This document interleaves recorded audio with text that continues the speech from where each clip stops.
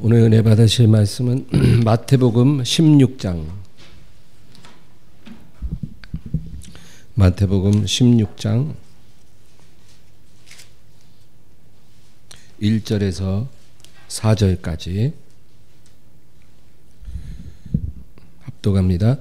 바리새인과 사두개인들이 와서 예수를 시험하여 하늘로부터 오는 표적 곧 보이기를 청하니 예수께서 대답하여 이르시되 너희가 저녁에 하늘이 붉으면 날이 좋겠다 하고 아침에 하늘이 붉고 흐리면 오늘은 날이 굳겠다 하나니 너희가 날씨는 분별할 줄 알면서 시대와 표적은 분별할 수 없느냐.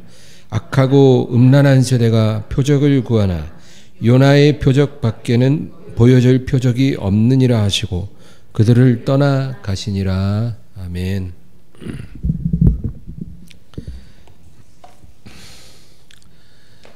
오늘 본문에 보면은 믿지 않는 자들이 예수님께 하늘로부터 오는 표적을 보여주소서.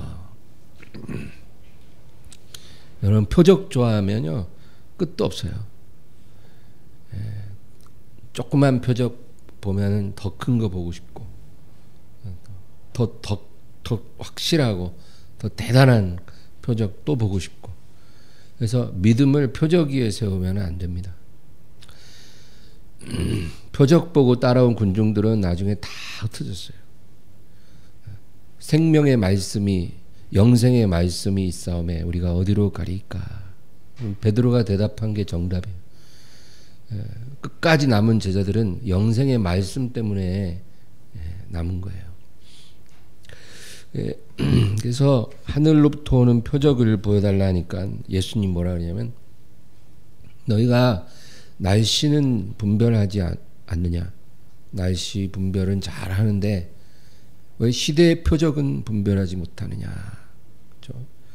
저녁에 하늘이 붉으면 다음날 날씨가 좋겠다 그러고 아침에 하늘이 흐리고 붉으면 오늘은 날씨가 별로 안 좋겠다 그렇게 잘 알면서 날씨 예측은 그렇게 잘하면서 시대의 표적을 분별할 줄은 모르느냐.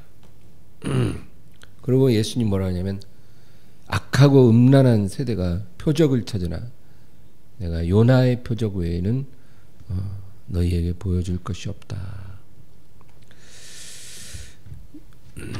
이 세대는 악하고 음란한 세대다. 예수님 그러시라요. 이게 무슨 의미일까요? 악하다라는 것은 믿지 않으면서 예수님과 그를 따르는 자들을 조롱하는 거예요. 요즘 여러분 뭐 교회발 뭐 확진자 좀 나오면 막 인터넷 댓글 한번 보세요. 얼마나 교회를 증오하고 조롱하는지 몰라요. 믿지도 않으면서 믿는 사람들을 그렇게 조롱하고 비판하고 미워합니다. 그게 바로 악한 거예요. 이 세대는 악한 세대입니다. 그리고 또 음란하다. 예수님 그래요. 음란하다는 거는 믿는다고 말을 하면서도 믿지 않는 자들을 말하는 거예요. 그래서 성경은 이스라엘이 음란하다 그러는 거죠. 영적으로. 마음이 둘로 갈라진 거예요. 말로는 당신만 사랑해 이러면서 이제 남편 출근하면은 뭐 남자친구 만나러 나가는 그런 주부와 같이 그런 식이라는 거죠. 영적으로 말해. 그게 음란하다. 사랑한다고 말하면서 사랑하지 않는 것. 또 경외한다고 하면서 경외하지 않는 것. 바로 이 세대가 그런 세대다. 하나님이 보실 때 이 세대는 악하고 음란하다는 거예요. 믿지 않는 자들은 악하고 믿는다고 하는 자들은 음란하다는 거예요. 그들에게 내가 보여줄 수 있는 표적은 요나의 표적밖에 없느니라. 요나의 표적이 뭘까요, 여러분? 요나가 밤낮 3일을 물고기 뱃속에 있음 같이 인자도 그러하리라 그랬거든요. 그러니까 요나의 표적이라는 것은 예수님이 죽으시고 부활하심을 말해요. 뭐 많은 표적이 있지만 내가 보여줄 표적은 이 표적밖에 없다는 거죠. 예수님의 십자가 부활, 죽으심과 부활밖에 보여줄 게 없다. 여러분, 이 표적은 믿는 자에게는 엄청난 표적이 됩니다. 왜냐하면 우리가 예수님이 십자가에 죽으셨다가 3일 만에 부활했다라는 그 표적을 믿는다면 그건 뭐예요? 우리가 구원받았다는 거예요. 그렇죠? 그리고 우리에게 영생이 있다 이거예요. 우리는 죽지 않고 부활하신 예수님과 함께 영원히 산다는 그런 어떤 약속인 거죠. 그러니까 믿는 자에게는 어마어마한 표적이 되는 거예요. 그게 뭐 문둥병자 고침받고 뭐 중풍병자 낫고 이런 표적과 비교할 수 없는 표적이에요. 왜? 우리가 죄에서 건짐받고 하나님 자녀되고 영생을 얻었다라는 증거니까. 그런데 믿지 않는 자들이 볼 때는 그냥 가짜 뉴스예요. 가짜 뉴스. 네. 동정녀가 아들을 낳아? 말도 안 돼. 그래요, 그 사람들은. 우리를 위해 죽어? 지가 밉보여서, 지가 잘못해서 처형당해놓고 무슨 우리를 위해 죽었다 그래? 말도 안 돼. 목수 한 명 죽은 것 같고 뭐 이렇게 호들갑이야. 부활을 해? 말도 안 돼. 그 제자들이 밤에 와서 무덤 열고 훔쳐간 거지 그게 부활한 거냐? 그 말도 안 돼. 그 사람들은 그래요, 여러분. 우리한테는 어마어마한 굿뉴스인데 믿지 않는 자들에게는 가짜 뉴스예요. 예전에 2000년 전에도 그랬고 지금도 똑같아요. 여러분, 저와 여러분에게만 하나님의 큰 소식이고 기쁨의 뉴스고 그런 말씀이지 바깥의 교인들에게는 그냥 가짜 뉴스예요. 교회 가는 것들 멍청한 것들 그래요. 근데 이제 그 밑에 13절부터 이제 무슨 얘기가 나오냐면은 예수님이 제자들에게 이제 질문해요. 사람들이 나를 누구라 하더냐? 나를 누구라 하더나? 그러니까 제자들이 예, 주님, 어떤 사람은 세례 요한이라 하고 어떤 사람은 엘리야라 하고 어떤 사람은 예레미야라 합디다. 너희는 나를 누구라 하니? 그러니까 베드로가 주는 그리스도시요 살아계신 하나님 아들입니다. 그렇게 대답을 해. 그게 예수님이 바요나 시모나 네가 참 복이 있도다. 이를 너에게 알게 하니는 혈육이 아니고 하늘에 계신 우리 아버지시라. 그러므로 내가 이 반석 위에 교회를 세우리니 음부의 권세가 이기지 못할 것이라. 이렇게 예수님이 말씀하시는 거예요. 여러분, 내가 이 반석 위에 교회를 세우리니 음부의 권세가 이기지 못하고 너희가 땅에서 매면 하늘에서도 매이고 땅에서 풀면 하늘에서 풀리리라. 예수님이 이렇게 말씀하셨는데 이게 무슨 의미일까요? 베드로가 대답을 참 잘했어요. 그렇죠? 예, 사람들은 다 예수님을 엘리야라 그러고 예레미야라 그러고 세례 요한이라 그러는데 베드로가 대답을 너무 잘했어요. 내가 이 반석 위에, 반석이라는 헬라어는 페트라라 그래요. 페트라에서 베드로라는 말이 나오는 거예요. 그래서 이 시몬이라는 남자가 이름이 베드로로 바뀌는 순간이에요. 근데 내가 이 반석 위에 나의 교회를 세우리라. 이 의미는 두 가지가 있어요. 첫째는 베드로를 통해 교회가 세워질 것을 말씀하는 거예요. 이거 중요한 의미예요. 베드로가 신앙 고백을 그렇게 했을 때 너는 베드로라. 내가 이 베드로 반석 위에 내 교회를 세우리라 하셨다는 것은 베드로를 통해 교회가 세워진다 그 말이에요. 그래서 실제 사도행전 보세요, 여러분. 초대교회가 처음 출발할 때 다락방에서 기도하던 120명이 성령을 받고 교회가 시작됐어요. 그때 그 120명의 제자 중에 가장 리더십이 베드로 아닙니까? 베드로예요. 베드로를 중심으로 120명이 모여 기도하고 그리고 성령이 임하고 교회가 탄생한 거예요. 그리고 오순절날 베드로가 광장에 나가서 막 설교를 하는데 그날 구원받은 사람이 5,000명이라는 거예요. 그게 바로 예루살렘 첫 번째 교회의 시작이에요. 그러니까 베드로를 통해 교회가 세워진다, 그 말은 맞아요. 두 번째 의미는 베드로가 했던 이 신앙 고백이 교회의 기초석이 된다, 그 얘기예요. 교회의 기초석, 반석. 예. 뭐가요? 베드로의 신앙 고백이. 여기 이 신앙 고백의 기초석 위에 나의 교회를 세우리니 음부의 권세가 이기지 못하리라. 여러분, 교회란 사교단체 아닙니다. 우리 교회가 뭔지 분명히 알고 교회 다녀야 돼요. 교회는 사교단체 아니에요. 어떤 친목단체 아닙니다. 또 교회는 외로운 사람들이 모여노는 놀이터 아닙니다. 제가 가끔 이제 우리 엠마오 교회는 그런 사람 한 명도 없지만 예전에 제가 그런 사람들 종종 본 적이 있어요. 교회를 그냥 심심한 사람들 모여 노는 놀이터로 생각하더라고요. 놀이터 아니에요. 또 오갈 데 없는 사람들 먹여주고 재워주는 것도 아닙니다. 물론 때로는 교회가 그런 일을 해야 해요. 정말 집이 없고 갈 데 없는 사람들 받아주고 또 배고픈 사람 먹여주고 헐벗은 사람 입혀주고 당연히 그런 일을 해야 하지만 그것이 교회의 존재 목적은 아니에요. 교회란 무엇이냐? 바로 예수를 그리스도로 고백하는 사람들의 모임. 주는 그리스도시여 살아계신 하나님의 아들이시니이다.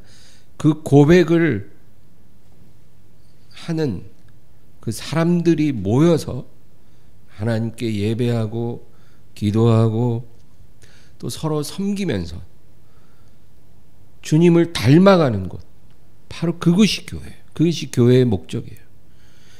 같은 영을 받고 같은 피를 받은 영적 패밀리들이 모여서 예배하고 기도하고 서로 섬기면서 예수님을 닮아가는 것, 그것이 바로 교회예요.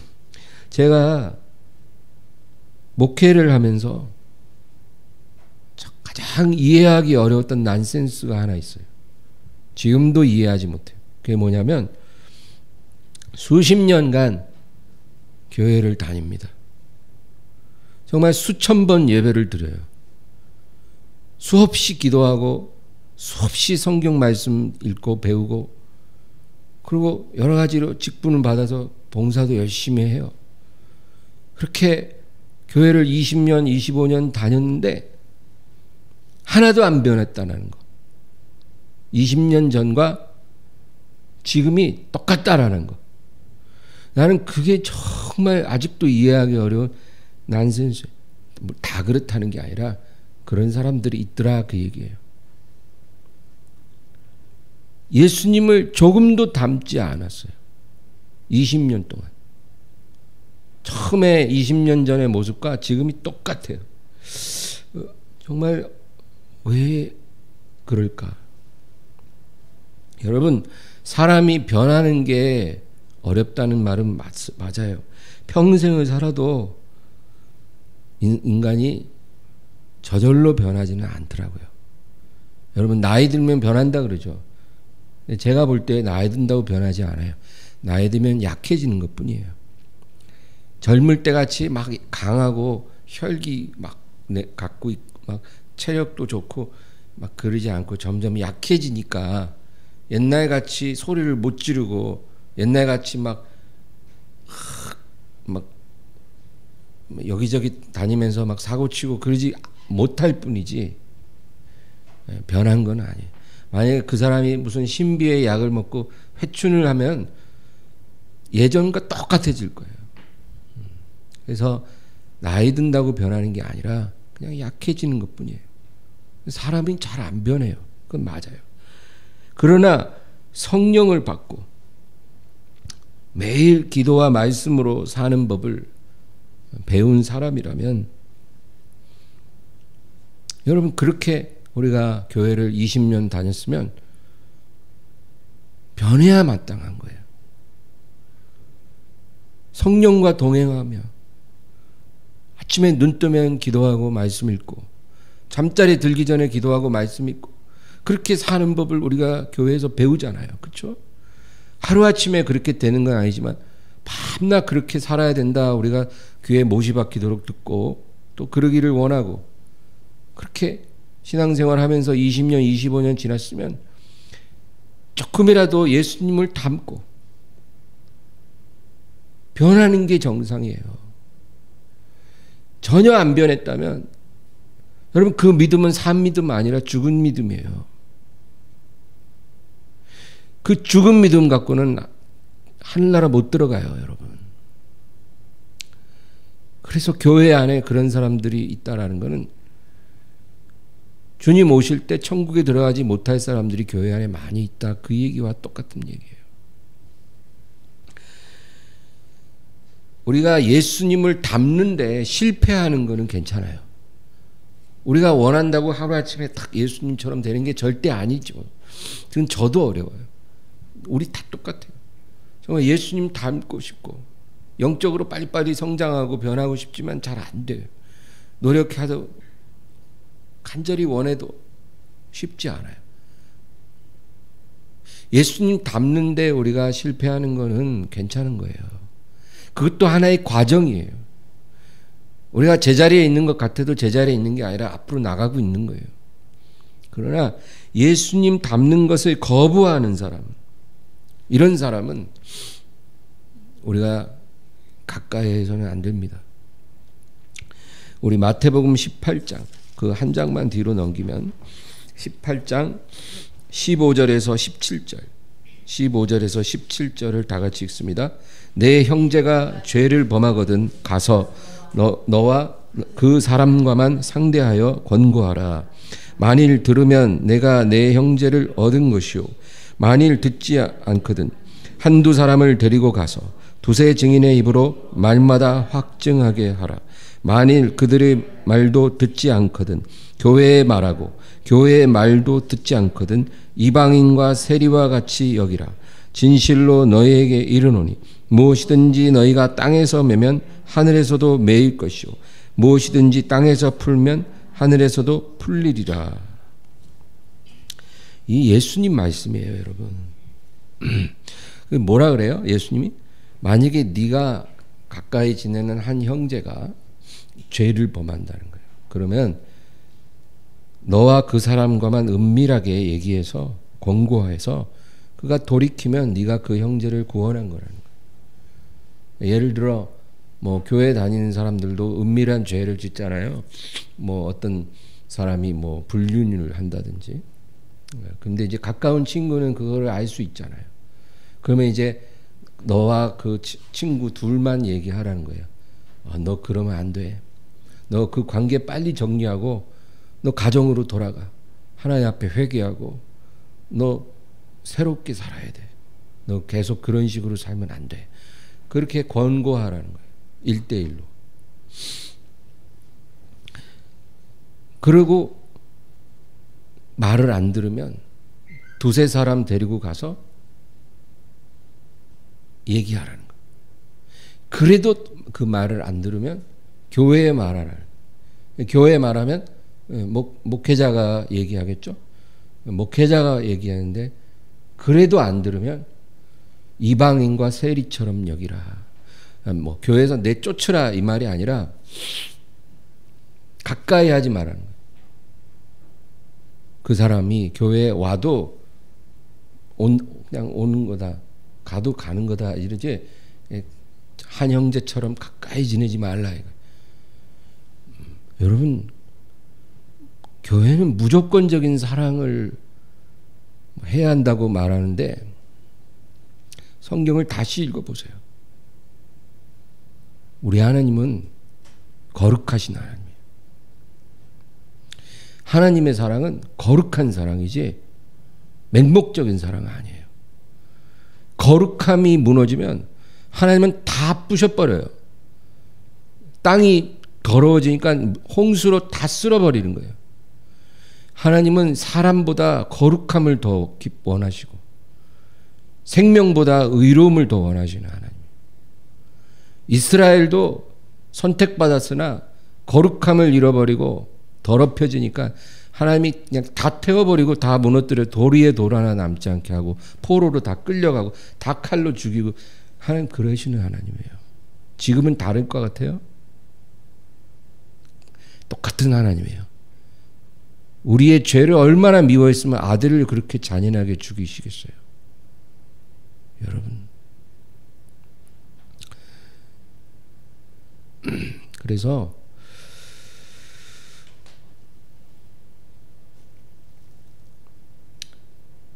그리스도를 닮는 데 실패하는 것은 7번씩 70번이라도 용납해 줄 수 있지만 그리스도를 닮기를 거부하는 것은 전혀 다른 차원이에요. 만약에 그런 사람이 있으면 둘이 얘기해서 말하고 안 되면 두세 사람이 가서 말하고 그래도 안 되면 목회자에게 말해서 안 되면 세리와 죄인처럼 여기라. 그렇게 주님 말씀하셔요. 저는 교회에서 뭐 죄를 공개적으로 막 고백하고 이런 거 그 성경적이지 않다고 봐요. 성경은 그렇게 얘기한 적이 없어요. 할 수만 있으면 은밀하게 죄를 버리고 돌이켜라. 할 수만 있으면. 예. 그러나 그래도 안 들으면 두세 사람이 얘기하고 그래도 안 들으면 목회자가 얘기하고 그래도 안 들으면 딱 관계를 멀리해라. 예, 그 얘기예요. 두 아들 비유가 있어요. 아버지가 두 아들이 있는데 이제 포도원에 가서 일을 하라 하잖아요. 근데 여러분 둘째 아들은 싫어요 했다가 나중에 뉘우치고 갔다 그러잖아요. 그게 뭐냐면 주님을 닮는데 실패한 케이스예요. 그러니까 거부하는 게 아니라 주님을 닮기로 원하지만 이제 실패했다가 다시 돌이킨 케이스예요. 그 둘째 아들은 자기가 뉘우치고 돌아갔잖아요. 그러니까 자기가 자꾸 실패를 해도 하나님께 돌아가는 거예요. 제가 지난 주일에도 넘어질지라도 하나님께 가라고 했잖아요. 그게 맞아요. 실패는 100번 1000번을 할 수 있어요. 하나님이 우리를 용납해 주세요. 우리를 불쌍히 여겨주신다 그 말이에요. 또 하나님께 돌아가라는 거예요. 근데 큰아들은 한다고 말하면서도 가지 않았어요. 이건 뭐냐면 겉으로는 그냥 아주 모범적인 성도인 것처럼 하지만 실제로 사생활은 태연하게 이중생활을 하는 그런 성도들을 말해요. 이런 사람들이 바로 주님 닮기를 거부하는 성도들이에요. 겉으로는 아주 모범적인 뭐 장로님, 권사님이고 뭐 집사님인데 교회 와서도 얼마나 뭐 대표 기도도 잘하고 뭐 점잖게 잘 해요. 그러나 자기 사생활에 가서는 태연하게 양심의 가책도 없이 이중 삶을 살아요. 이런 사람들이 바로 큰아들이에요. 이런 사람들은 예수님 닮기를 실패한 게 아니라 거절한 거예요. 이런 사람은 그 믿음 가지고는 절대 천국에 들어갈 수가 없어요. 그런 교회에는 이 두 종류의 성도가 섞여 있습니다. 섞여 있어요. 그래서 우리가 함부로 분별하기가 쉽지가 않아요. 하나님만 아시죠. 그래서 성경의 알곡과 가라지 비유가 바로 그거예요. 밭에 알곡을 심었는데 나중에 자랄 때 보니까 가라지가 섞여 있더라는 거예요. 그래서 종들이 주인에게 주여 우리가 알곡을 심었는데 왜 가라지가 있나이까? 아 원수가 밤사이 그렇게 했다. 그럼 어떻게 할까요? 우리가 가라지를 뽑을까요? 아니다. 가라지 뽑으려다가 알곡까지 뽑을까 염려노라. 그러므로 추수 때까지 놔두고 그때 가서 한꺼번에 처리한다. 알곡은 모아서 곡간에 들이고 가라지는 모아서 불에다 던져버릴 것이다. 그 얘기가 바로 여러분, 교회 안에 예수님 닮기를 실패해도 예수님께 달려가는 사람이 있고 예수님 닮기를 거절하는 사람들이 있어요. 첫 번째가 알곡이고 두 번째가 가라지예요. 섞여 있다는 거예요. 근데 하나님께서 그냥 추수 때까지 내버려 두라는 거예요. 왜냐하면 그 가라지 그거 솎아내려다가 알곡까지 다 뽑히거든요.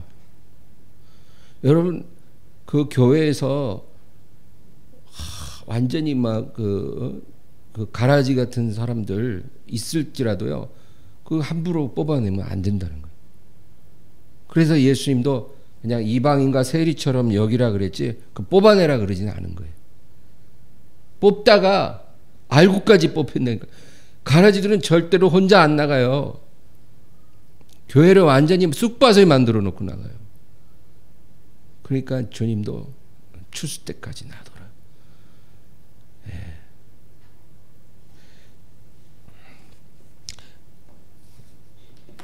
이 16장 19절을 볼까요? 우리 16장 19절 아까 본문에 이어서 19절 읽습니다. 내가 천국 열쇠를 네게 주리니 내가 땅에서 무엇이든지 매면 하늘에서도 매일 것이요 내가 땅에서 무엇이든지 풀면 하늘에서도 풀리리라 하시고. 예. 그 다음에 18장 18절 다 같이요. 진실로 너희에게 이르노니 무엇이든지 너희가 땅에서 매면 하늘에서도 매일 것이요 무엇이든지 땅에서 풀면 하늘에서도 풀리리라. 이 같은 말씀을 두 번 하시는데 다른 상황에서 같은 말씀을 하셨다는 거예요. 이거 우리가 좀 살펴볼 필요가 있어요. 첫 번째는 너는 베드로라. 내가 이 반석 위에 내 교회를 세우리니 음부의 권세가 이기지 못하리라. 이 말씀을 하시고 네가 땅에서 매면 하늘에서도 매이고 땅에서 풀면 하늘에서 풀리리라 그렇게 말씀하신 거고. 그 다음에 18장은 이제 교회 안에서 예수님 닮기를 거부하는 사람들을 죄인과 세리처럼 여기라. 상종하지 마라. 같은 교회에 다닐지라도 그 사람들과 상종하지 말라 하시고는 그리고 이 얘기를 또 하시는 거예요. 네가 무엇이든지 땅에서 매면 하늘에서도 매이고 땅에서 풀면 하늘에서도 풀리라. 이게 무슨 의미일까요, 여러분? 교회가 그리스도의 뜻을 행할 때 예수님의 권세를 부여받게 된다 그 얘기예요. 타락한 교회를 말하는 게 아니라 교회가 예수님 안에 예수님의 뜻을 행할 때 그리스도의 권세를 받게 돼요. 왜? 한 몸이니까. 머리와 몸이 하나잖아요. 머리가 몸이 권세가 있는데 몸이 권세가 없을 수 있나요? 예. 뭐 중풍병 들고 그런 병든 교회가 아니면 머리가 예수님이고 건강한 몸으로 우리가 연결되어 있으면 예수님의 권세를 우리도 갖게 된다는 건 당연한 거죠. 예. 그거예요. 그래서 이게 무슨 얘기냐면 주님 닮기를 원하는 자가 자기와 똑같은 주님 닮기를 사모하는 사람을 축복하면 축복의 문이 열린다. 예, 참 놀라운 거예요. 축복은 뭐 하나님만 주시는 것 같죠? 근데 하나님께서 어떻게 하셨냐면 나와 연결된 사람이 나와 동행하기를 원하는 사람이 그 마음을 가진 다른 사람을 축복하면 축복의 문이 그 앞에 열린다. 너희가 매면 매일 것이고 땅에서 풀면 하늘에서도 풀리리라. 그러나 만약에 나를 닮기를 원하는 내 종이 나를 닮기를 거부하는 사람을 저주하면 그 앞에 저주의 문이 열릴 것이라는 거예요. 근데 여러분 우리가 뭐 이렇게 누굴 저주할 일이 있나요? 독한 말로 막 요즘 어느 대통령 후보자가 무슨 엄청난 욕을 하는 음성 뭐가 있다는데 뭐 그런 식의 뭐 우리가 욕을 하고 누구를 저주할 일은 없죠. 우리 입만 더러워지는데 왜 그러겠어요. 근데 이런 저주라는 말은 그런 저주를 말하는 게 아니라 우리가 아까 예수님 말씀처럼 18장 말씀처럼 한 사람이 권면해서 듣지 않으면 두세 사람이 얘기하고 두세 사람이 말해도 안 들으면 교회에 말하고 교회가 말해도 안 들으면 이방인처럼 여기라 했잖아요. 그냥 딱 멀리하라 그런 사람들. 그게 저주예요. 더 이상 저 사람과 상종하지 않은 예수님 따르기를 거부하는 사람을 교회에서 우리가 봤을 때 딱 그 사람과 상종하지 않은 더 이상 그에게 어떤 조언이나 충고도 해주지 않아요.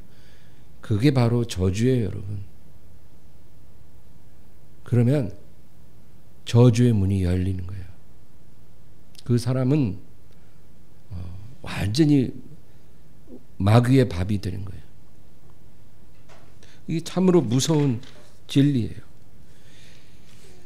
우리 다시 16장 21절 16장 21절 읽습니다. 이때로부터 예수 그리스도께서 자기가 예루살렘에 올라가 장로들과 대제사장들과 서기관들에게 많은 고난을 받고 죽임을 당하고 제3일에 살아나야 할 것을 제자들에게 비로소 나타내시니. 여기 보면 이때로부터, 이 말이 무슨 의미일까요? 이때로부터. 그러니까 지금 베드로가 신앙 고백을 했죠. 주는 그리스도의 살아계신 하나님의 아들이십니다. 아, 잘하였도다. 네가 복이 있도다. 내가 이 반석 위에 내 교회를 세우니 음부의 권세가 이기지 못하리라. 이제 주님 그렇게 말했거든요. 그러고 나서부터 주님이 십자가의 죽으심과 부활을 구체적으로 제자들에게 말씀하기 시작했다. 그 얘기. 이 복음의 진리를 드러내기 시작합니다. 공생의 3년 반에도 초반에는 이런 말씀을 안 하세요. 들을 준비가 안 돼 있으니까. 예수님과 몇 년 동행하면서 예수님 말씀으로 이렇게 좀 갈아엎어진 후에 이제 사역 후반부에 가서부터 예수님이 이제 그 진리를 깊은 내용을 이제 말씀하기 시작해요. 교회의 권세에 대해서도 얘기해주고 자기가 그리스도인 것도 나타내시고 그리고 죽으시고 부활하실 것을 말씀하기 시작하는 여러분 우리도 더 깊은 곳으로 들어가서 그물을 내려야 돼요. 그냥 얕은 곳에서만 있으면 안 돼요. 진리도 깊은 진리가 있어요. 주님과 깊은 동행이 있어요. 그거 사모해야 돼요. 교회 내가 그냥 몇 년 다녔다. 그거 아무 소용없어요. 내가 대한민국에서 제일 유명한 교회 집사예요. 그 무슨 소용이 있어요, 여러분? 자기가 세계 제일의 교회에 다니면 자기가 세계 제일의 성도인가? 천만에 만만에. 그게 아니라 정말 주님과 깊은 동행을 내가 이루는 올 한 해가 되고 싶어요. 그렇게 여러분 사모하기를 바랍니다. 그러고 나서 이제 22절에서 25절 다 같이 읽을까요? 시작. 베드로가 예수를 붙들고 항변하여 이르되 주여 그리 마옵소서. 이 일이 결코 주께 미치지 아니하리이다. 예수께서 돌이키시며 베드로에게 이르시되 사탄아 내 뒤로 물러가라. 너는 나를 넘어지게 하는 자로다. 내가 하나님의 일을 생각하지 아니하고 도리어 사람의 일을 생각하는도다 하시고 이에 예수께서 제자들에게 이르시되 누구든지 나를 따라오려거든 자기를 부인하고 자기 십자가를 지고 나를 따를 것이니라. 누구든지 제 목숨을 구원하고자 하면 잃을 것이요 누구든지 나를 위하여 제 목숨을 잃으면 찾으리라. 이 마태복음 16장 전체의 순서를 우리가 눈여겨볼 필요가 있어요. 왜냐하면 처음에는 하늘로부터 오는 표적을 사람들이 구했죠. 근데 내가 요나의 표적 외에는 이 악하고 음란한 세대에 보여줄 게 없느니라. 그리고 이제 사람들이 인자를 누구라 하드나 베드로가 주는 그리스도시요 살아계신 하나님의 아들입니다. 그러니까 이제 교회가 음부가 교회를 이기지 못하리라. 너희가 매면 하늘에서도 매이고 너희가 풀면 하늘에서도 풀리리라. 이 말씀을 쭉 하시고 나서 이제 십자가에 죽으시고 부활하실 것을 이제 구체적으로 제자들에게 말씀하기 시작했다, 그 얘기예요. 근데 지금 보면은 예수님이 이제 예루살렘에 가서 죽음을 당할 거다 하니까 베드로가 주여, 주님이 죽는 일이 일어나서는 아니 되옵니다.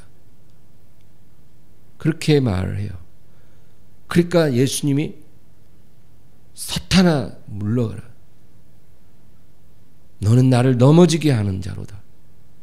네가 하나님의 일을 생각하는 것이 아니라 사람의 일을 생각하고 있다. 예수님이 그러셨다는 거예요. 여러분, 아까 전에 베드로가 신앙 고백할 때는 바요나 시몬아 네가 복이 있도다. 그리고 베드로를 축복해 주셨어요. 그죠? 신앙 고백 잘하니까 베드로를 복이 있도다 축복해 주셨는데, 바로 이후에 예수님이 이제 예루살렘에서 죽으실 것이다 하니까 아니 되옵니다. 예수님 돌아가시면 아니 되옵니다. 죽으시면 안 됩니다. 사탄아 물러가라. 너는 나를 넘어지게 하는 자라. 네가 하나님의 일을 생각지 않고 사람의 일을 생각한다. 굉장히 베드로를 책망하십니다. 여러분, 이 베드로라는 개인의 문제가 아니에요. 이건 교회의 문제예요. 왜냐하면 베드로를 통해 교회를 세우셨거든요. 그러니까 오늘날 교회도 마찬가지라는 거예요. 교회가 주님을 온전히 고백하고 따르면 주님이 축복해요. 네가 너희 엠마오 교회가 복이 있다. 너희 교회가 복이 있다. 근데 그렇게 복을 받은 교회라도 주의 죽으심을 거부하거나 외면하면 바로 책망으로 바뀌어요. 여러분. 교회가 아무리 주님 앞에 인정받고 세워져도 그거 예전 얘기고, 오늘 이 시간 교회가 주의 죽으심을 부인하고 그걸 외면하면 바로 저주받아요. 그 교회는. 베드로가 야단 맞은 것처럼 교회도 그렇게 주님 앞에 버림받는다, 그 얘기예요. 오늘날 교회는 죽음을 말하지 않아요. 그게 문제예요. 왜 교회가 죽음을 얘기하지 않냐면 듣고 싶어 하지 않으니까, 사람들이. 성도들한테 죽어야 한다는 말을 안 해요. 누가 그 말을 좋아하겠냐고요. 뭐라 그러냐? 죽지 않아도 주님을 따를 수 있는 방법이 있다는 거예요. 죽지 않아도 주님을 섬기는 법이 있고, 죽지 않아도 하나님의 축복을 받는 길이 있다는 거예요. 꼭 죽지 않을지라도 하나님을 얼마든지 기쁘시게 할 수 있다는 거예요. 이게 오늘날 교회의 문제예요, 여러분. 멀어졌어요, 주님으로부터. 죽지 않아도 너희가 예배만 잘 나오고 11조 헌금 잘 드리고 그리고 맡은 직분 열심히 봉사하고 뭐 선교 후원금 잘 내고 이러면 하나님이 너희에게 복을 주실 거라는 거예요. 죽지 않아도. 그게 오늘날 교회예요. 과연 그렇게 해주실까요? 하나님께서? 죽지 않아도 부활할 수 있다고, 죽지 않아도 열매 맺을 수 있다고, 죽지 않아도 하나님을 기쁘시게 할 수 있다 합니다. 그렇게 설교하면 은혜로운 설교라고 대단히 좋아하고 시대 트렌드에 맞는 교회, 사랑 많은 교회라고 사람들이 굉장히 좋아한다는 거예요. 근데 여러분, 진리는 분명해요. 25절 마지막으로 읽고 마치겠습니다. 25절이요. 누구든지 제 목숨을 구원하고자 하면 잃을 것이요, 누구든지 나를 위하여 제 목숨을 잃으면 찾으리라. 이거에 주님 말씀하신 결론이에요. 누구든지 예외 없이 죽지 않으려고 하면 죽게 될 것이고, 죽으려고 하면 살게 될 것이고, 깨어지려고 하면 회복될 것이고, 낮아지려고 하면 높아질 것이고, 내려놓으려 하면 얻게 될 것이다. 이게 주님의 말씀이에요. 이게 다 죽는 거예요. 깨어지고 낮아지고 내려놓고 회개하고 죽으려고 하면 산다는 거예요. 여러분, 항상 주님은 죽어야 한다고 우리에게 말씀하세요. 죽기 위해 이 세상에 오셨고, 내가 지금 죽기 위해 예루살렘으로 가노라. 주여, 아니 되옵니다. 주님 죽으시면 아니 되옵니다. 사탄아, 물러가라. 너는 나를 넘어지게 한다. 네가 하나님의 일을 생각지 않고 사람의 일을 생각한다. 지금도 안 죽고 하나님 섬길 수 있다고 말하는 교회가 많고 그렇게 믿는 성도가 많아요. 그거 다 거짓말이에요. 죽어야 돼요. 죽어야 살아요. 그 죽음은 여러 가지 모양으로 나타나요. 내 자존감을 깨뜨리고, 내 교만을 깨뜨리고, 내가 쥐고 있는 거 내려놓고, 내 욕심 내려놓고, 하나님이 낮아지라 할 때 낮아지고, 죽으라 할 때 죽고, 이러면 산다. 열매 맺는다. 그겁니다. 그것이 바로 하나님의 일이에요. 그러나 안 죽어도 축복받고 잘 살 수 있을 거다. 안 죽어도 하나님 앞에 열매 맺고 칭찬 들을 수 있을 거다. 누가 이렇게 여러분에게 속삭인다면 여러분, 그거는 사람의 일이에요. 네. 그래서 교회 가서 그냥 안 죽고 축복받는 그런 거 너무 좋아하지 말고, 그냥 목사님이 죽어라 그러면 아멘 이렇게 그냥 많이 죽으세요. 네. 그게 좋은 거예요. 막 폐부를 찌르는, 맨날 저런 설교만 한다 이러지, 욕하지 말고 그런 말씀을 약으로 듣고, 그렇게 하나님 앞에 어떻게 하면 죽을까, 그런 마음으로 신앙생활을 하면 그 사람이 생명을 얻는다. 그게 하나님의 진리예요. 오늘 이 말씀 기억하면서 우리 하나님 앞에 간절히 기도하겠습니다. 주여, 주여, 주여. 감사합니다.